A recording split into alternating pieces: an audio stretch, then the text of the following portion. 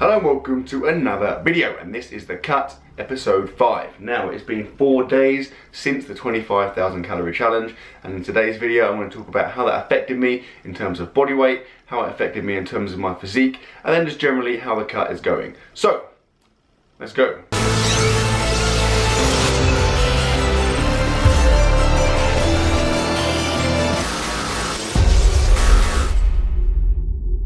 So, first things first, you're probably thinking, what the hell are you doing? You're on a cut, why are you eating 25,000 calories in one day? Good question.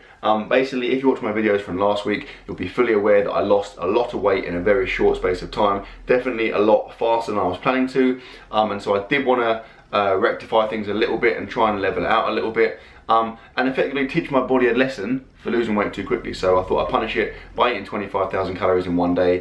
Plus, obviously, I had to do it. Basically, in the 20,000 calorie challenge, I said if the video got 10,000 likes, I'd do a 25k, and it did. And so, I man my word, I had no choice. Anyway, how did it affect me in terms of my body weight? So, I weighed in on the morning of the challenge very, very early. I think it was like I guess like 4:30, like stupidly early, and I weighed in at 95 kilograms, which is kind of where I've been for a couple of days since getting back from Malaysia. I then weighed myself at the end of the challenge, which was stupidly late. I had a shower, and I think by the time I weighed myself, it was something ridiculous, like, I don't know, 3:30 or 4 a.m. Basically, I couldn't sleep because I felt freaking like really weird from eating all that food, and I weighed in at 102.7 kilograms. So that is a staggering 7.7 kilograms gain in one day. So 17 pounds in one day. That is like absolutely absurd. I can safely say that is the most weight I've ever put on in one day. Now, bear in mind that is basically just the weight, the sheer mass of food and drink that I consumed in that day, like as well as eating a huge amount of food. I also drank a lot. I think I underestimated that. Probably made the food eating a bit harder, to be fair. I was drinking, like every time I got a Burger King at McDonald's, I was drinking Coke, so I must have drunk, I don't know, a good like couple of litres of Coke, as well as like squash and other stuff. So all that stuff together obviously ended up being a lot of weight, and yeah, 17 pounds in one day is absolutely nuts. Oh, and in case you're wondering, like I said, today is 4 days later, and I weighed in this morning at 95 kilos, so I'm literally back to where I was, and that just proves once and for all that I am basically an X-Man. Like, I ate 25,000 calories, and 4 days later, I am back to my regular body weight. I didn't do anything like extreme, like the day after. To be fair, the day after the challenge, I ate very little. I didn't eat until I think like early afternoon. I think I ate my first bit of food until about 2 or 3 in the afternoon, and then from that point on I didn't really eat that much. I obviously underate quite significantly.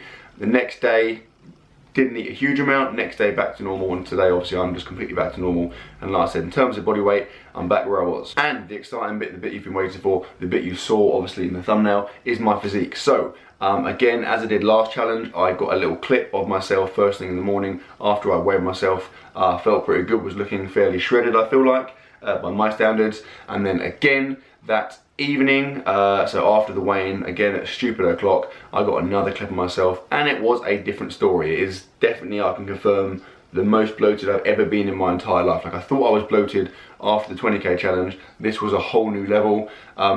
Like I said, it may have been the combination of the food with all of the drink and stuff, but I just felt unbelievably like bloated. I couldn't escape that feeling. It was there for so long.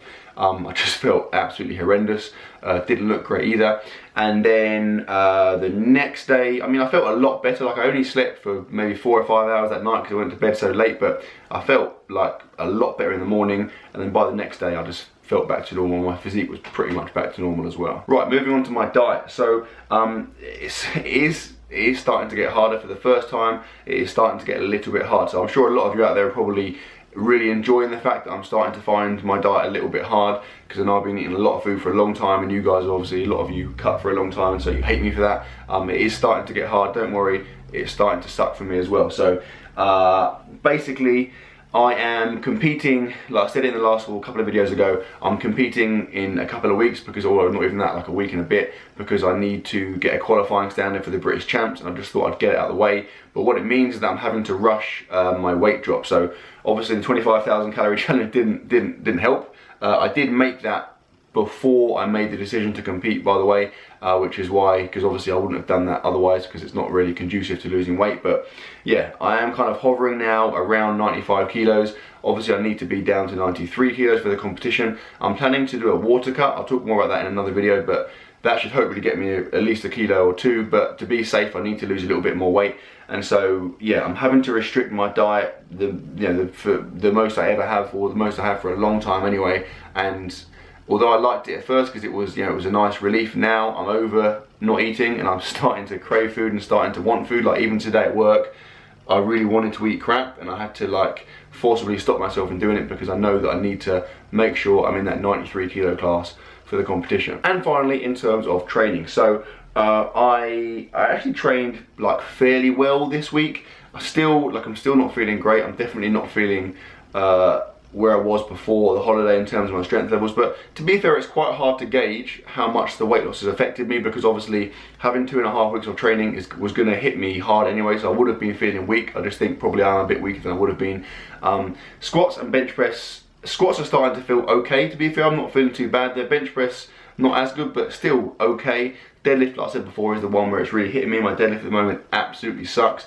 Keep saying it, it's just that double header of the weight loss and then also switching to a stiff bar, but it will get there in the end. It's just going to have to make do for the competition basically. Yeah, in terms of what I've done this week, I didn't film anything because I'm an idiot and I forgot, but what I'll do now is show you a clip which is probably equally if not more beneficial and definitely very informative.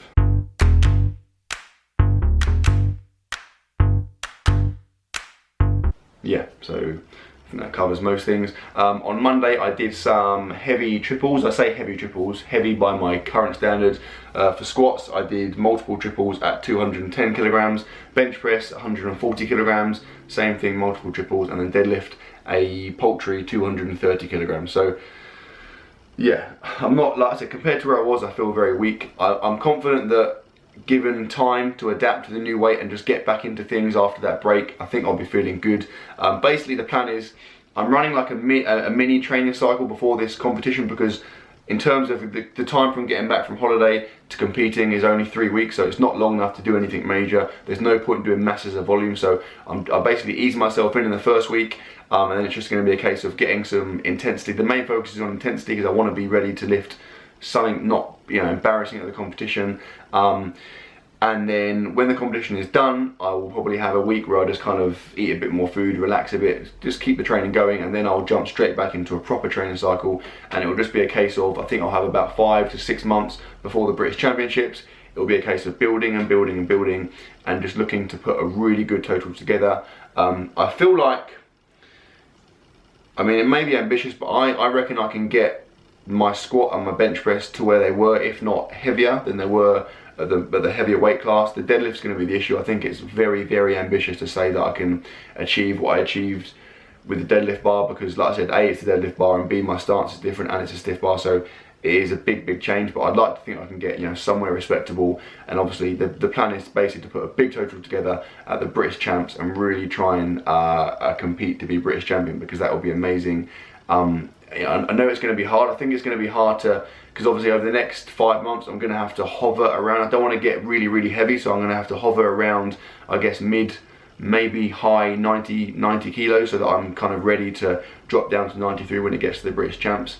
So I'm sure that's going to be hard, and it will present its own challenges in terms of diet and stuff. But yeah, if I could, you know, finish this year as British champion in the 93 kilo class, it will be freaking amazing. That's definitely the goal. But like I said, there's loads of things to happen between now and then, and there are obviously other guys out there who are also looking to achieve the same thing. So it's going to be very difficult, but I like challenges, so that's what I'm going to go for. And that, my friends, is where I'm going to end the video. If you are interested in all the crap that I ate in the 25,000 calorie challenge, obviously go and watch it if you haven't already. But also, the last video I put up, I gave you an actual physical demonstration of how much fat and how much sugar is in that food, and I think it was pretty interesting, so go and watch that as well. And I will see you tomorrow.